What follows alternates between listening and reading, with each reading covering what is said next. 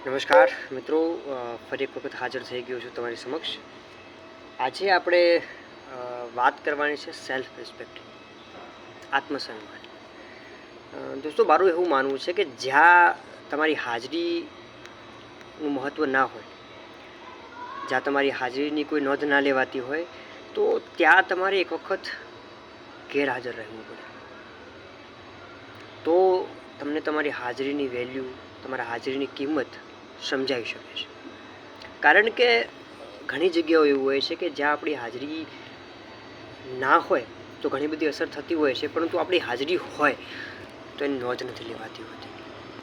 એ કામની જગ્યા હોય, સંબંધની જગ્યા હોય કે પછી ગમે તેવી જગ્યા હોય, પણ તમારી વેલ્યુ કેટલી છે તમને ખબર હોવી જોઈએ. સામેવાળાને છે કે નહીં એ સામેવાળાનો પ્રશ્ન છે, પરંતુ આપણને આપણી વેલ્યુ ખબર હોવી જોઈએ કે આ જગ્યાએ મારી 30% વેલ્યુ છે, તો મારી હાજરી ત્યાં 32%થી વધારે ના હોઈ શકે.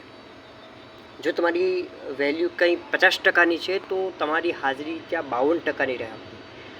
અને જો તમારી હાજરીનું મહત્ત્વ હોય જ તો પછી તમારે હાજર રહેવામાં કોઈ મુશ્કેલી કે અડચણ તો હોવી ના જોઈએ. સ્વાભાવિક વસ્તુ છે કે તમે તમારા માટે ઇમ્પોર્ટન્ટ છો. તમારાથી વિશેષ તમારું ધ્યાન કોણ રાખી શકે તો કે પરિવાર સિવાય ક્યાંય તમારી હાજરીની નોંધ લેવાય એવું મને લાગતું નથી. કારણ કે બધાએ કામને મહત્ત્વ આપે છે. તમે કેટલું કામ કરીને આપો છો, કેટલા તમે કામના વ્યક્તિ છો, તમારું કામ કેટલું વપરાય છે એ જ મહત્ત્વનું છે. બાકી તમે છો નહીં, જો આ દુનિયામાં આપણે હોઈશું તો પણ કોઈ ફરક નહીં પડે. જ્યાં તમે કામ કરતા, ફોર એક્ઝામ્પલ તમે જ્યાં કામ કરી રહ્યા છો તો તમે ત્યાં કામ કરો છો તો પણ કંઈ ફરક નહીં પડે.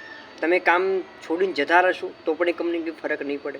એટલે મતલબ આપણાથી જ બધું ચાલે છે એ એવું અભિમાન પણ ના રાખવું જોઈએ. કારણ કે આપણા ગયા પછી પણ દરેક કંપની, સંસ્થા કે સંસ્થાઓ ચાલતી રહેવાની છે, ચાલતી રહી છે અને ચાલતી રહેશે.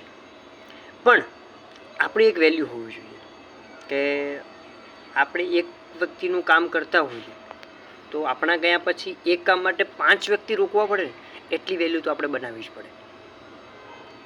એ સંસ્થા હોય, કંપની હોય કે કોઈ તમારા કામનું સ્થળ હોય કે કોઈની માલિકીનું સ્થળ હોય, પણ તમે જ્યાં કામ કરો છો તો તમારી જગ્યાએ રિપ્લેસમેન્ટ 5 વ્યક્તિનું હોવું જોઈએ, એક વ્યક્તિનું. એ તમારી ઉપસ્થિતિ છે, તમારી હાજરીનું મહત્ત્વ છે, તમારું વેલ્યુ ક્રિએશન એ મહત્ત્વ છે. તો આપણી વેલ્યુ આપણે જાતે ક્રિએટ કરવાની છે. ફિલ્ડ તમારી ગમે તે હોય, લખવાની હોય, બોલવાની હોય, કામની હોય, કોમ્પ્યુટરની હોય, કીબોર્ડની હોય કે પછી તમારા હાર્ડવર્કની હોય, પરંતુ તમારામાં એટલી કેપેસિટી, એટલી કાબિલિયત હોવી જોઈએ કે તમારા ગયા પછી એ વ્યક્તિને 5 વ્યક્તિની જરૂર પડે. એ આપણી સક્સેસ છે, એ આપણી સફળતા છે. અને દુનિયામાં આવ્યા છીએ તો જવાનું બધાને છે. કોઈના માટે કોઈ રોકાયું નથી, કોઈના માટે કોઈ રોકાવાનું છે નહીં. પરંતુ એક જ વસ્તુ ઇમ્પોર્ટન્ટ છે કે તમારી હાજરી કેટલી ઇમ્પોર્ટન્ટ છે, તમારી હાજરીનું કેટલું વેલ્યુશન છે ફોર એ મહત્ત્વનું છે.